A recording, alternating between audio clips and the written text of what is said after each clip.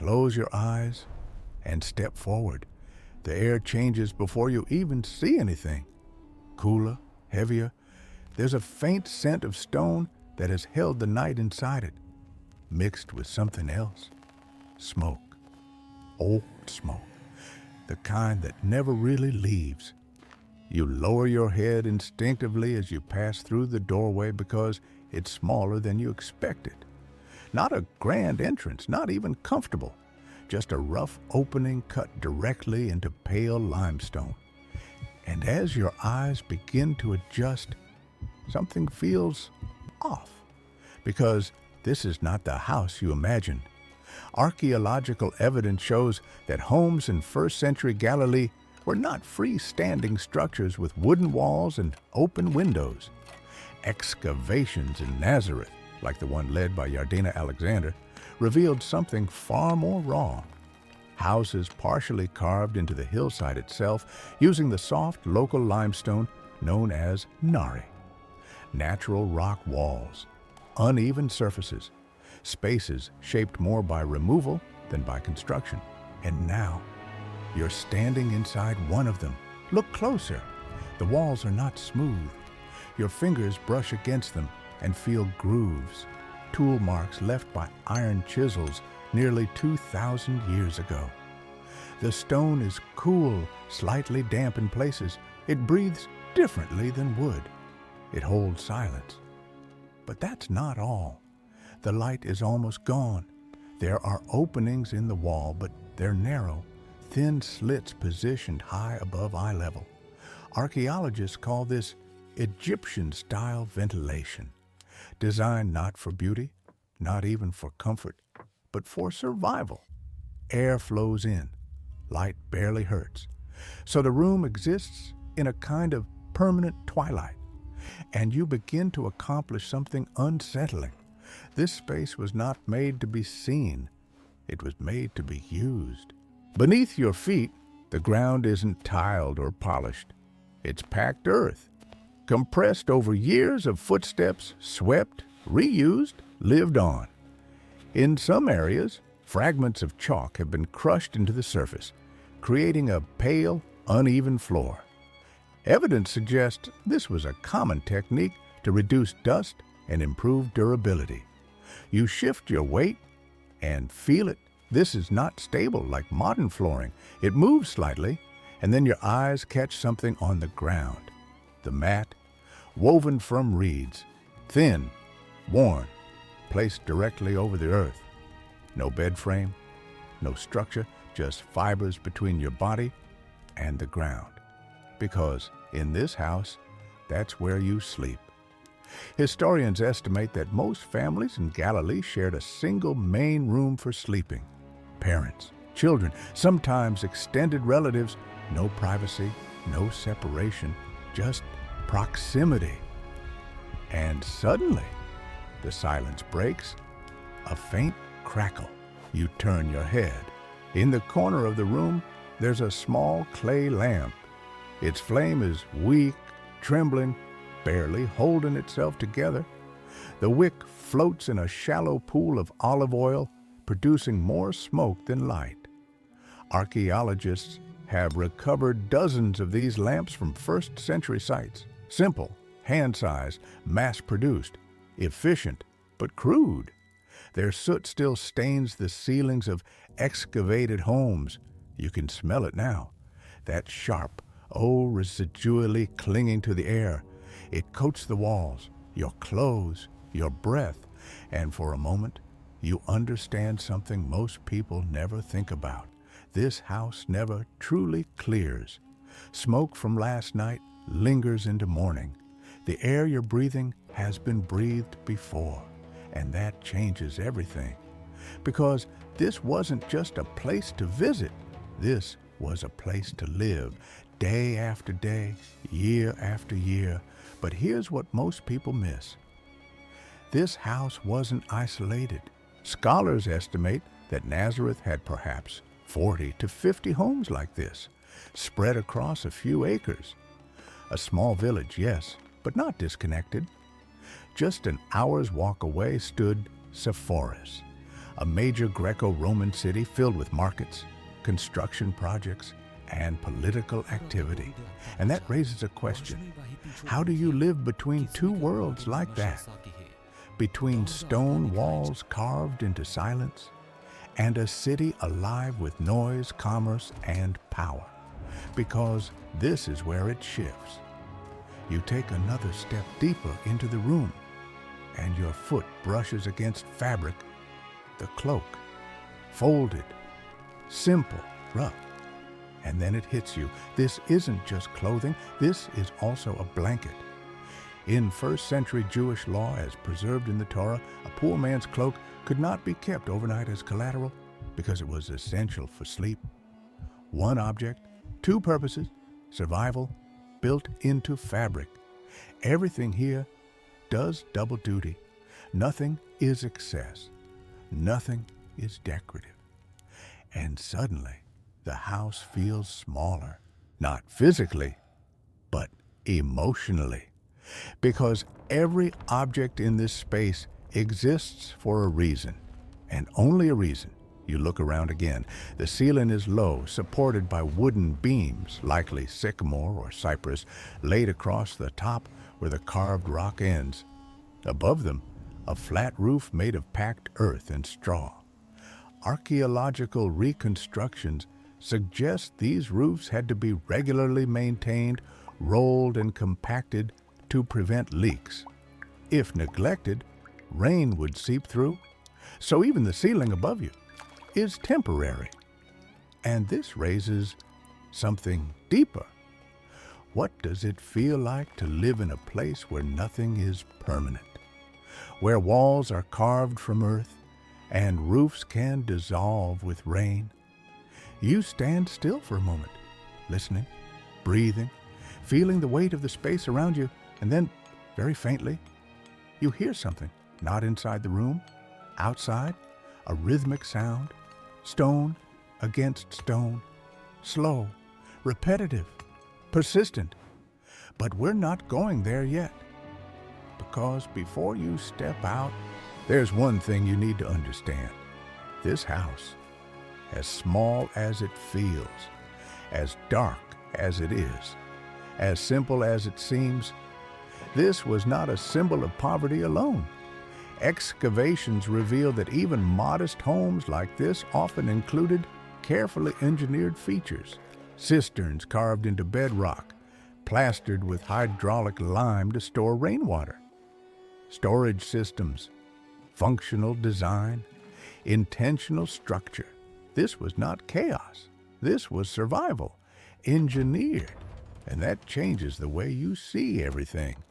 Because what you're standing in right now, it's not just a house. It's a system, a machine built for life. And you're about to see what happens when it wakes up. But that changes everything. You step back for a moment, still inside that dim stone room, and something begins to shift in your perception. Because what felt just seconds ago like a crude and primitive space starts to reveal something else entirely. Design, intent, precision, not the kind you see in polished architecture, but the kind born from necessity, shaped by generations who understood exactly what survival required. Archaeologists discovered that these homes were not randomly assembled shelters. Excavations beneath modern Nazareth, especially the site studied by Ken Dark under the Sisters of Nazareth Convent, revealed structured layouts, multiple rooms, a central courtyard, and integrated systems carved directly into bedrock. This wasn't improvisation. It was a pattern. Look closer. The doorway you walked through, it wasn't just an opening.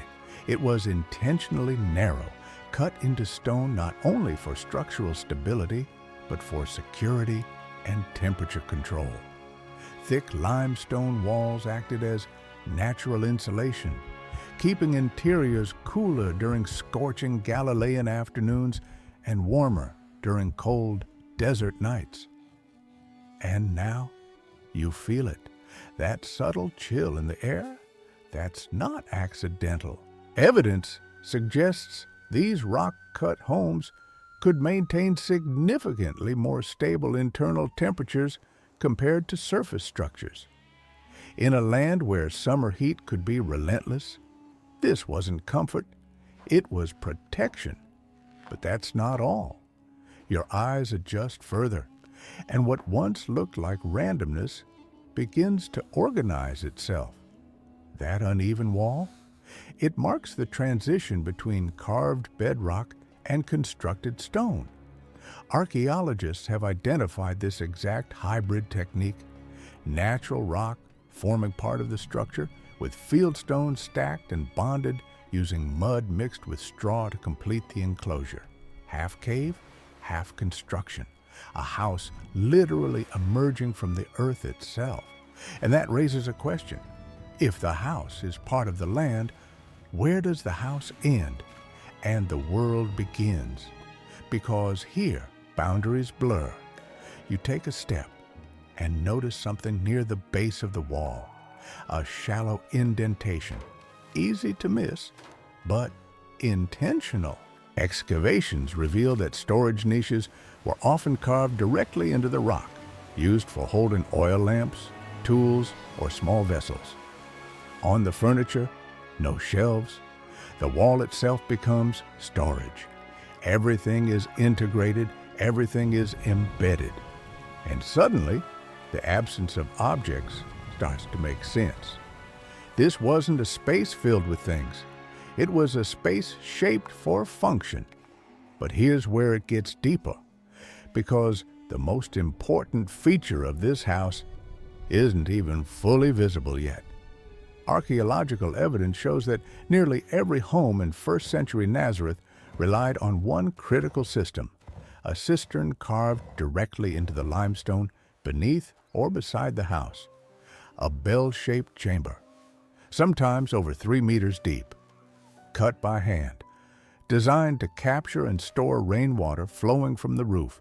You don't see it immediately from here, but it's there, somewhere beneath your feet, or just beyond that doorway, and everything in this house depends on it. Water for drinking, water for cooking, water for washing, water for ritual purity. Scholars estimate that without consistent rainfall collection, a household like this could not survive more than a few days. So when it rained, it wasn't just weather, it was provision. And when it didn't, it was tension. But here's what most people miss. These cisterns weren't just holes in the ground, they were engineered. Excavations show they were lined with hydraulic plaster, a mixture of lime, ash, and crushed pottery designed to prevent leakage. A sedimentation basin often filtered debris before water entered the main chamber. This is sophisticated, calculated, intentional, and it forces you to rethink something. This world wasn't primitive. It was precise in ways we no longer notice. You shift your gaze upward toward the ceiling. The beams resting above you weren't randomly placed.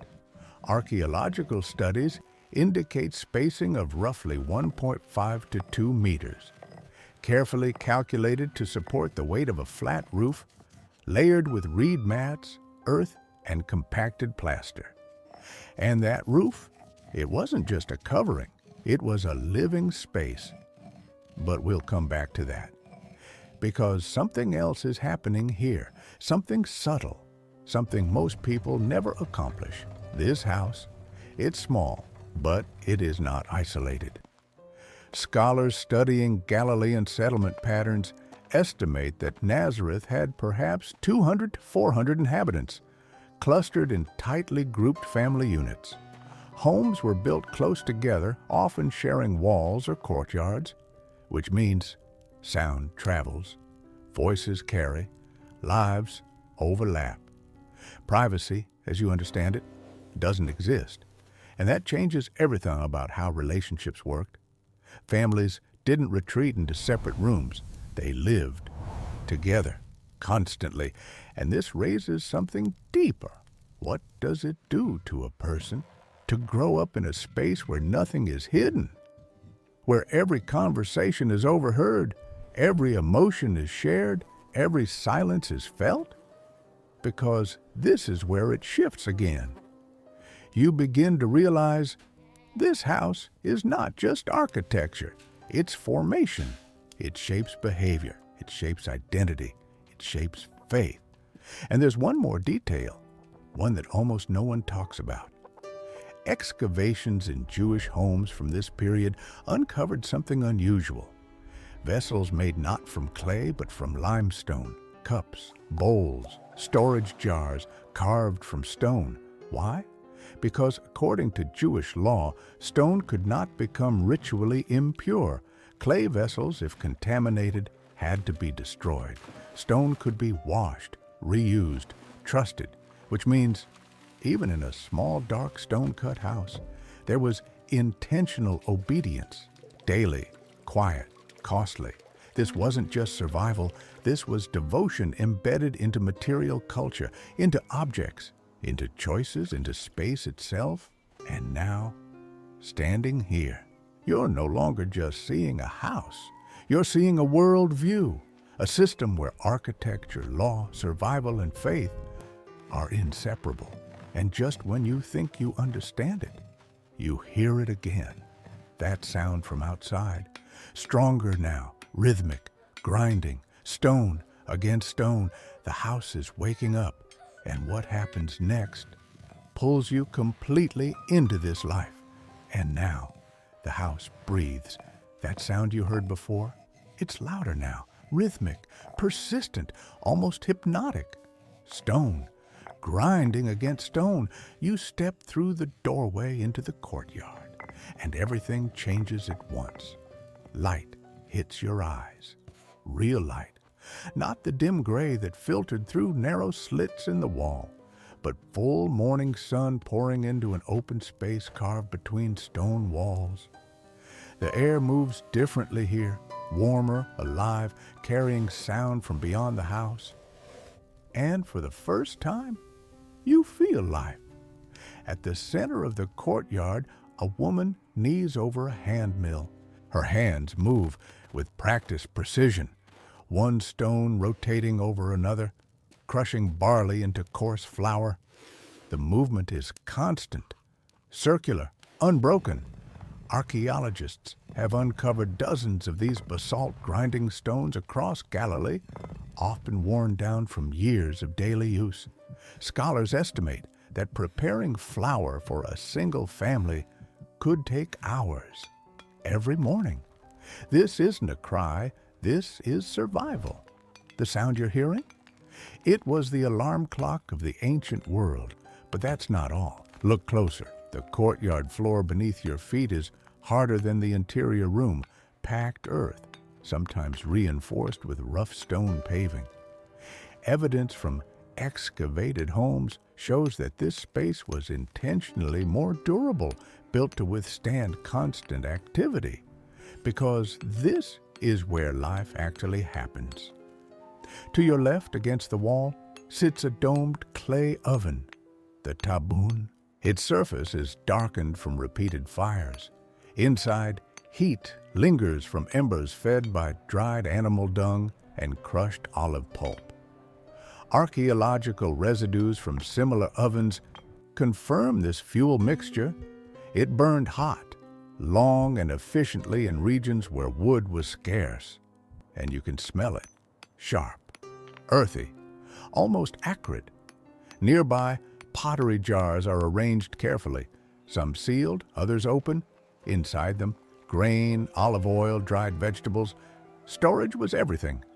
Excavations show that households relied heavily on these containers to preserve food through unpredictable seasons. No refrigeration, in the safety net, just planning and hope. And then movement in the corner. A goat, tethered loosely, shifts its weight. Chickens scratch at the ground, pecking at invisible fragments. The courtyard isn't just a workspace, it's shared with animals. Because in this world, separation between human and survival doesn't exist. But here's what most people miss. Your eyes are drawn to something carved into the edge of the courtyard floor. The circular opening. You step closer, carefully, and look down. Darkness, deep, still. This is the cistern.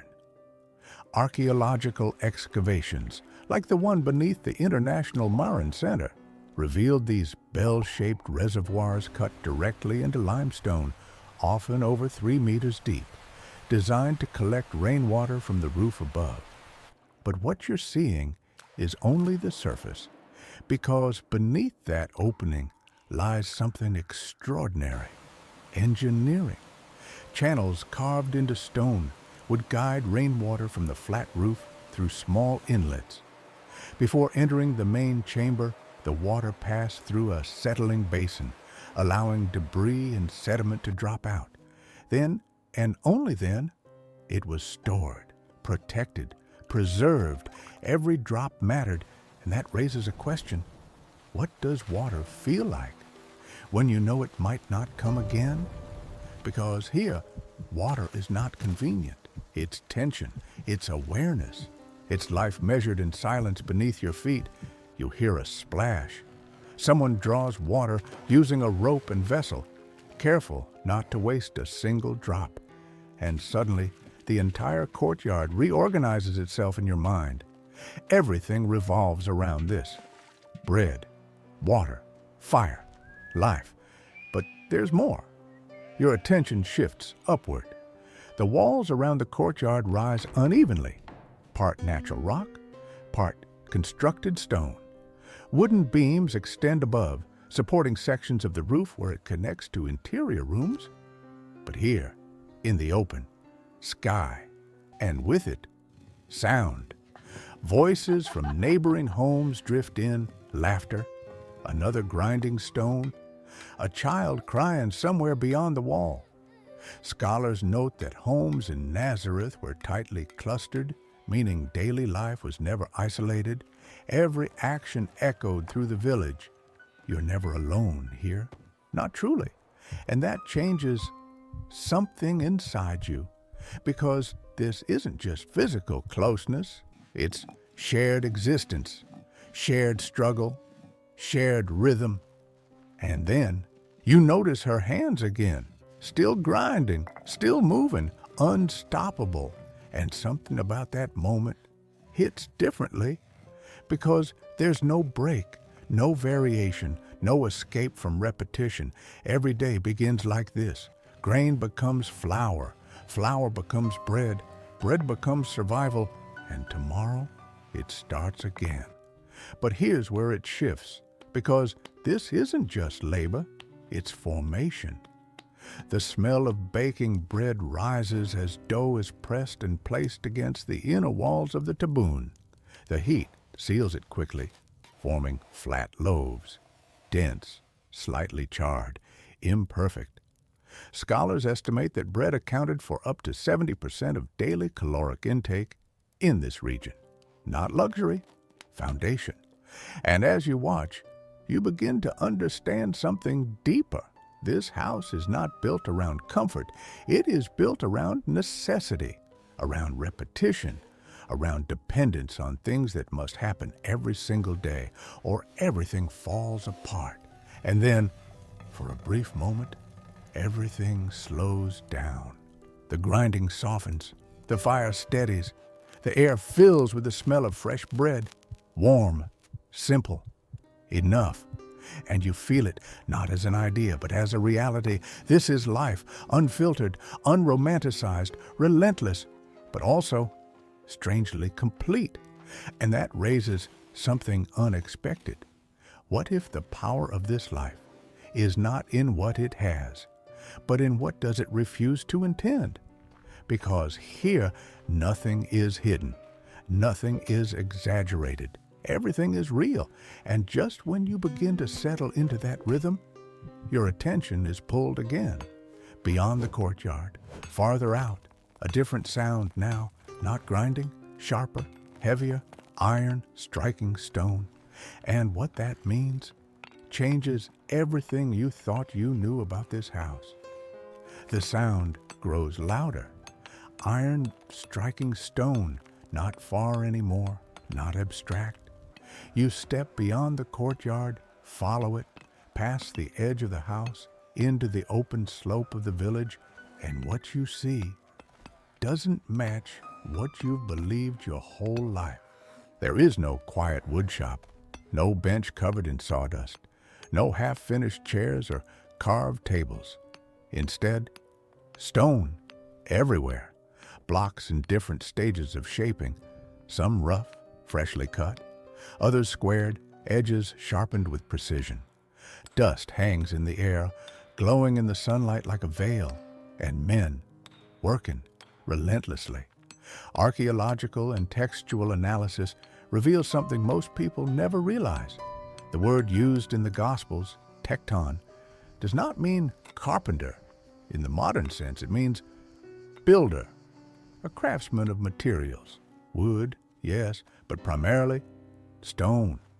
And that changes everything because in Lower Galilee, timber was scarce. The hills were not forests, they were rock. Limestone dominated the landscape, especially the soft, gnarly bedrock that could be cut, shaped, and hardened upon exposure. Scholars estimate that the majority of construction in this region relied on stonework, not woodwork, which means the life you imagined isn't the life that existed. Look closer. A man kneels beside a block, holding an iron chisel in one hand and a mallet in the other. Each strike is controlled, deliberate. The sound echoes across the hillside, sharp, precise, unforgiving. Tools like these, iron chisels, adzes, plumb lines, have been recovered in excavations across Roman Galilee. Iron was expensive, valuable, often passed from father to son, not just tools, inheritance. And that raises a question. What kind of life trains your hands to shape stone every day? Because this isn't delicate work, it's resistance. Every strike meets opposition. Every movement demands strength. Your hands would be strong, skin thickening into calluses, small cuts forming, healing, reopening, dust settling into the lines of your palms until it becomes part of you. And suddenly, you see it, not as an idea, but as reality. Hands, calloused, scarred, strong. But that's not all. Look beyond the immediate work site. In the distance, just over the ridge, you can almost make out movement. Structures rising, columns, activity on a larger scale. Sepphoris, the city Josephus called the ornament of Galilee, just an hour's walk from Nazareth. Archaeological surveys confirm that during the early 1st century, Sepphoris was undergoing massive reconstruction under Herod Antipas. Roads, public buildings, administrative centers, a construction boom. And that means something profound. The village was not isolated. It was connected daily, regularly. Builders from Nazareth, Tektons, likely walked those 6 kilometers to work on urban projects. Exposure to Roman architecture, Greek language, trade systems, political structures, 2 worlds colliding. And this is where it shifts. Because when you return mentally to that small house carved into stone, it no longer feels like the whole story. It feels like one half of attention, simple village life, and complex urban expansion, silence and noise, faith and empire. And right in the middle of that tension, a builder. Now listen carefully, because this changes how you hear the words you thought you understood. When a man builds his house on the rock, that's not metaphor first. That's memory, that's experience, that's muscle. Evidence suggests that builders in this region intimately understood the difference between stable bedrock and shifting soil. Foundations determined survival. One mistake could mean collapse. So when that sentence was spoken, it weight carried, literal weight. And what most people miss is this. These words weren't poetic illustrations pulled from imagination. They were drawn from life already lived. Stone dust in the lungs, heat on the back, the ring of iron echoing in the ears. And suddenly, the distance between the sacred and the ordinary disappears, because the same hands that shaped stone for other people's homes would one day be stretched open. But we're not there yet, because before that moment, there were years of this. Waking early, walking dusty paths, working under sun and strain, returning home tired, eating simple bread, sleeping on the ground, and repeating again and again and again. But here's the revelation most people aren't ready for. This life, this physical, repetitive, exhausting existence, was not a side detail. It was the environment where everything was formed. Character, language, understanding, perspective. Nothing was abstract. Everything was embodied. And that forces a shift. Because if this is the reality, then the idea of a distant, untouched, untouchable figure doesn't hold anymore. Instead, you're looking at someone who knew what it meant to be tired. I'm sweating, I'll find it. To build something that wasn't theirs. To live in a house that was small, dark, and shared. And that changes something deep, because it removes distance and replaces it with proximity. And now, as the sound of iron fades behind you, and you begin to turn back toward the house, one question lingers. If this is where life was built, if this is where hands were formed, if this is where strength and exhaustion lived side by side, then what did it mean to come home at the end of a day like that? Because the answer to that is more human than most people are prepared to face. You turn back toward the house, and for a moment, everything feels quieter, but not lighter, because now you understand what just happened outside. That sound of iron striking stone, that wasn't background, that was weight. And you carry it with you as you step back into the courtyard. The light is still there. The smell of bread still lingers, but something has changed, because now you feel the body inside this life, not just the space, not just the routine, the cost. Archaeological evidence suggests that daily life in first-century Galilee required constant physical exertion from every member of the household. There was no separation between living and labor. In off time, survival itself was a full-body occupation, and you begin to see it everywhere. Look at the woman again. Her hands haven't stopped, grinding, turning, pressing, the same motion repeated hundreds, thousands of times a day. Basalt hand mills recovered from sites across Galilee show deep wear patterns, grooves carved not by tools, but by years of human effort. This wasn't occasional work, this was endurance. But that's not all. You notice her posture, knees bent, back slightly curved forward. Scholars studying skeletal remains from the region have identified stress markers in joints consistent with repetitive grinding and kneeling labor, especially among women, which means the body remembers this life long after the day ends. And that raises a question. What happens to a person when every day leaves a mark? Because here, nothing is effortless. You shift your gauze. Near the cistern, someone lifts a clay vessel filled with water. Slowly, carefully. Water is heavy, about 1 kilogram per liter. A single jar could weigh over 20 kilograms when full, and yet evidence suggests that water was drawn, carried, and distributed multiple times a day within the household. No pipes.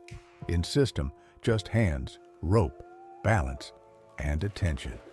Because if you spill it, you don't get it back.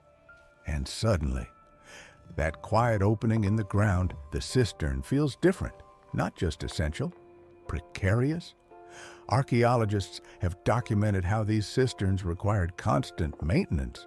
The hydraulic plaster lining could crack. Debris could contaminate the supply. If neglected, the entire system could fail. So even water demands surveillance. But here's what most people miss.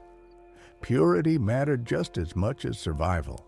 Excavations in Galilee have uncovered numerous limestone vessels, cups, bowls, storage jars, carefully carved from chalk stone. Why go through that effort? Because under Jewish law, stone could not become ritually impure. Clay vessels, once contaminated, had to be broken.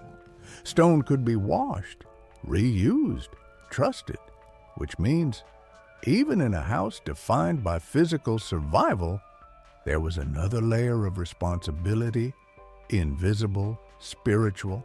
Every object, every meal, every drop of water had to be handled with awareness, not just of need, but of holiness. And that changes something, because now survival is no longer just physical, it's moral, it's spiritual, it's constant, and it never turns off. But this is where it deepens. You hear footsteps. Someone enters the courtyard. Their pace is slower, heavier. Dust clings to their clothes. Their hands, you notice them immediately. Rough, marked, tiny cuts across the fingers. Limestone residue settled into the creases of the skin.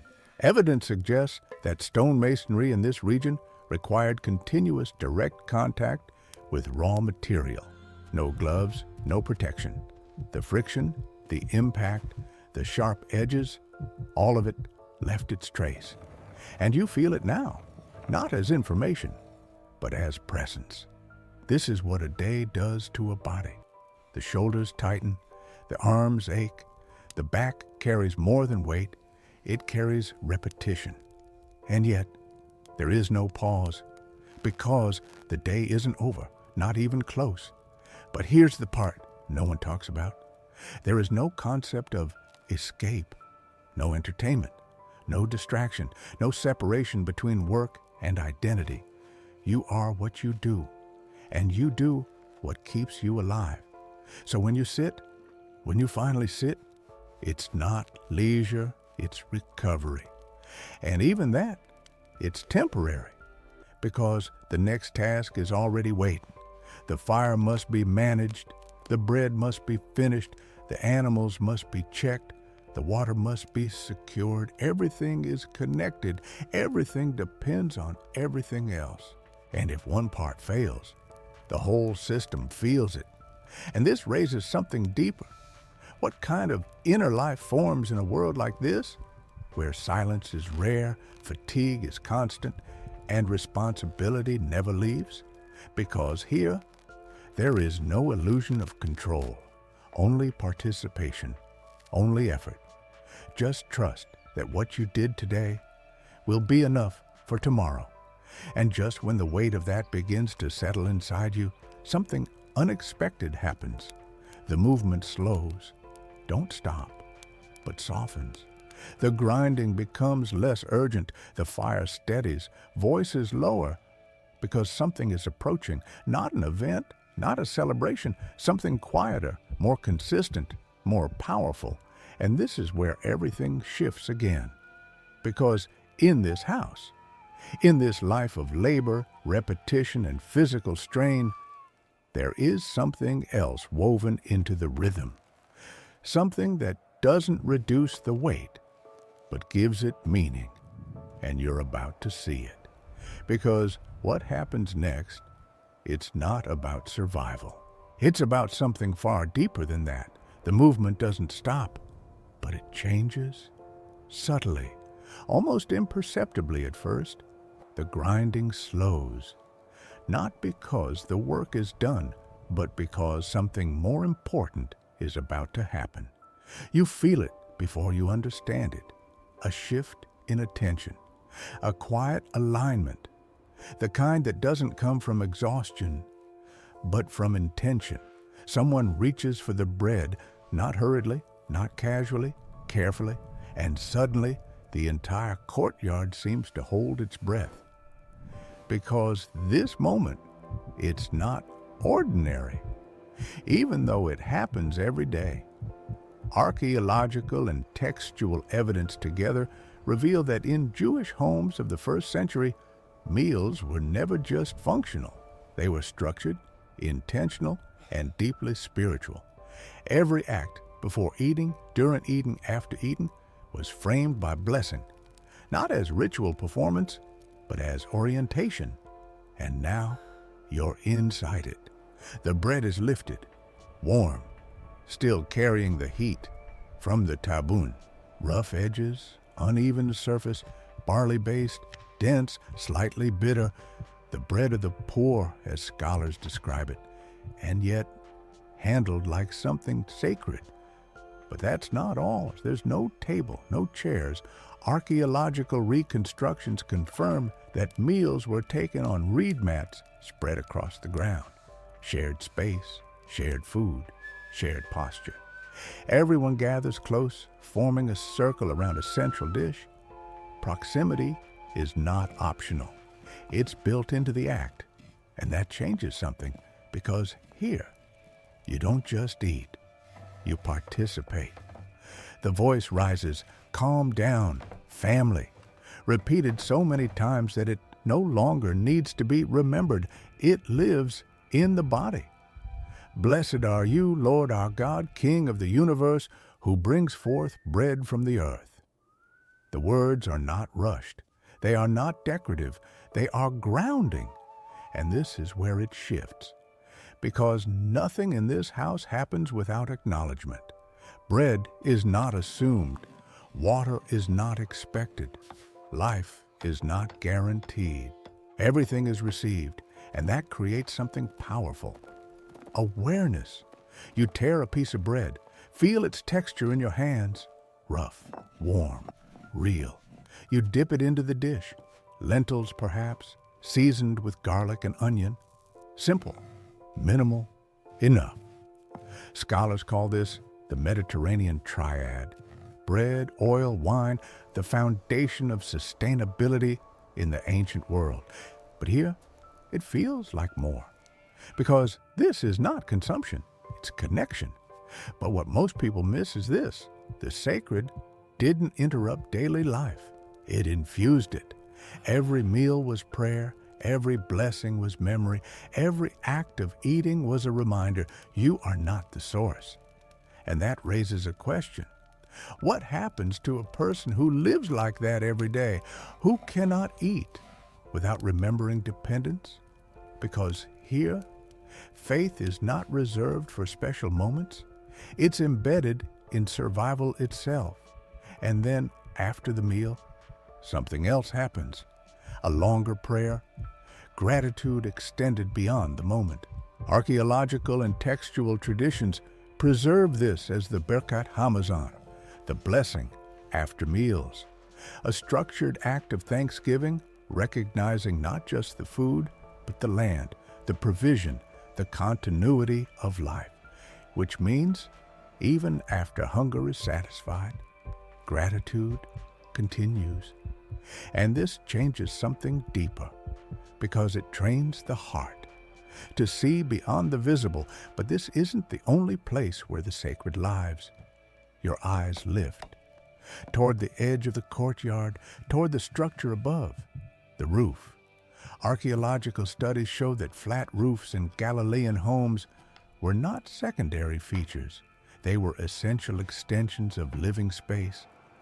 Built with wooden beams, layered with reeds, and sealed with packed earth mixed with lime, these surfaces were strong enough to walk on, work on, even sleep on. And now, you move toward it, climbing, emerging, and the world opens again. Air moves freely here, cooler now. The sun begins its descent, and you realize this is where space exists. not below, but above.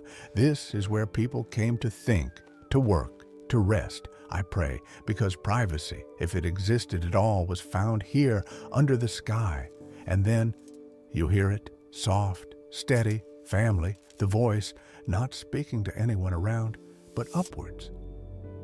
Shema Yisrael, Adonai Eloheinu, Adonai Echad.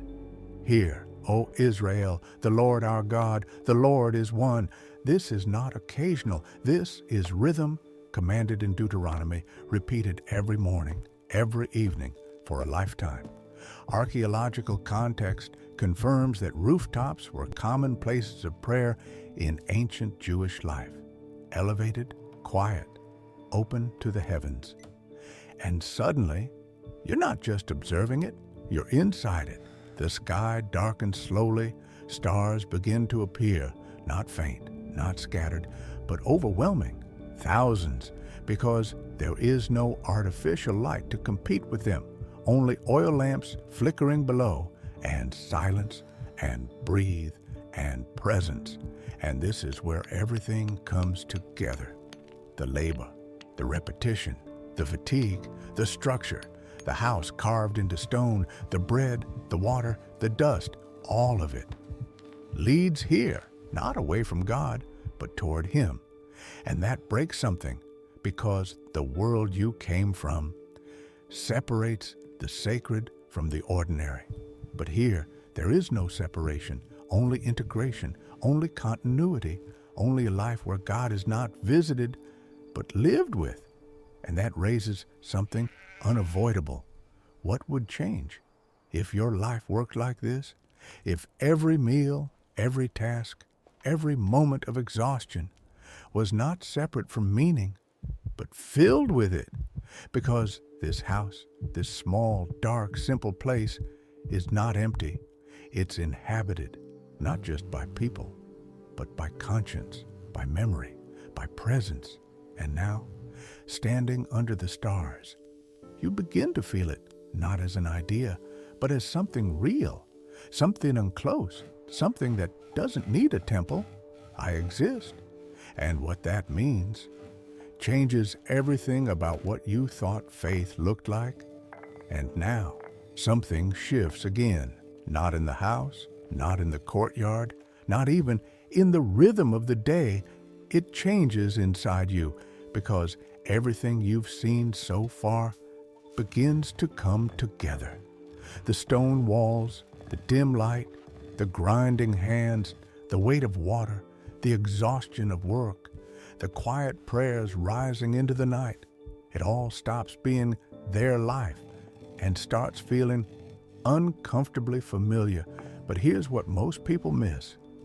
This life, so simple, so repetitive, so physically demanding, was not a backdrop. It was the point. Archaeological evidence doesn't just reconstruct structures, it reveals patterns of existence. And what those patterns show is this. The vast majority of human life in the first century was ordinary, not dramatic, not exceptional, ordinary. Days that looked the same, meals that repeated, tasks that never ended. And yet, this is the world where everything happened. This is where faith was formed. This is where meaning was built. And that raises a question you can't avoid anymore. What if the most important parts of life are happening inside the parts you've learned to ignore? Because look at this house again. Nothing here demands attention. There are no decorations, no status symbols, no visible greatness, just stone, dust, bread, water, and people doing what needs to be done. And yet, history didn't pass this place by. It entered it, and that changes everything. Because it means something radical. It means that the life you've been walking through, the one that feels repetitive, unnoticed, maybe even insignificant, is not separate from meaning. It's the environment where meaning is formed. But here's where it deepens. Think about the rhythm you just experienced. Wake before light. Work with your body. Eat simple food. pray familiar words, sleep, repeat, again and again and again. There's no breakthrough moment built into that structure, no built-in recognition, no applause, just continuity. And this is where most people disconnect, because we've been taught to look for meaning in the extraordinary, in the visible, in the moments that stand out. But this house refused that idea, because here everything that matters happens quietly. And that forces a shift, because suddenly your life doesn't feel so different anymore. The repetition you feel, the tiredness at the end of the day, the sense that your work disappears as soon as it's done. The small routines no one notices, that feeling that nothing significant is happening, that's not absence, that's structure. And this is where it changes, because if meaning existed here, in a house carved into stone, in a life built on bread and labor and prayer, then it means something for you. It means that your ordinary life is not disqualified from significance. It means the quiet moments are not empty. It means the repetition, it is not wasted. But here's the tension, because just like in that house, it's easy to miss. Easy to go through the motions, easy to grind the grain, carry the water, say the words, without seeing what's actually happening. And that raises something deeper. What if the danger isn't that your life is too ordinary, but that you've stopped seeing it? Because here, in this house, nothing is spectacular, but everything is real, everything matters, everything connects. And that realization doesn't stay in the past. It follows you, it sits with you, it confronts you, because now you've seen it, you've felt it, you've lived inside it, and you can't unsee it anymore. The question is no longer about them, it's about you, about your routine, your work, your quiet moments, your unseen effort, your prayers that feel repetitive, your days that blur together. What if that's exactly where something is being built? Not visibly, not dramatically, but deeply, permanently, because the truth is, most of life is not lived in the extraordinary, it's lived in the consistent. And that's where everything is decided. Who you become, what do you believe, what do you carry, what do you trust? All of it. It is formed in the kind of life you just walked through. And now, standing at the edge of that realization, there's only one thing left, one final step. Because what you've seen was never just about understanding the past. It was about changing the way you see your present. And what do you do with that? Changes everything. And now you step away, not physically, but internally, because the house stays behind. The stone walls, the courtyard, the grinding sound, the breath of smoke in the air, all of it remains where it always was. But something came with you, something subtle, something that doesn't fade when the scene ends. Because what you just experienced, it was never just a reconstruction. It was a confrontation. And this is where everything comes together. Archaeologists can show us the walls. They can measure the cistern, 3 meters deep, sealed with hydraulic plaster, still holding traces of ancient engineering precision. They can identify the limestone vessels, carved intentionally to obey purity laws. They can reconstruct the courtyard, the oven, the roof, the tools. They can even trace the rhythm of daily life through wear patterns in stone and bone. But there's one thing they cannot excavate, meaning that you have to feel, and now you do.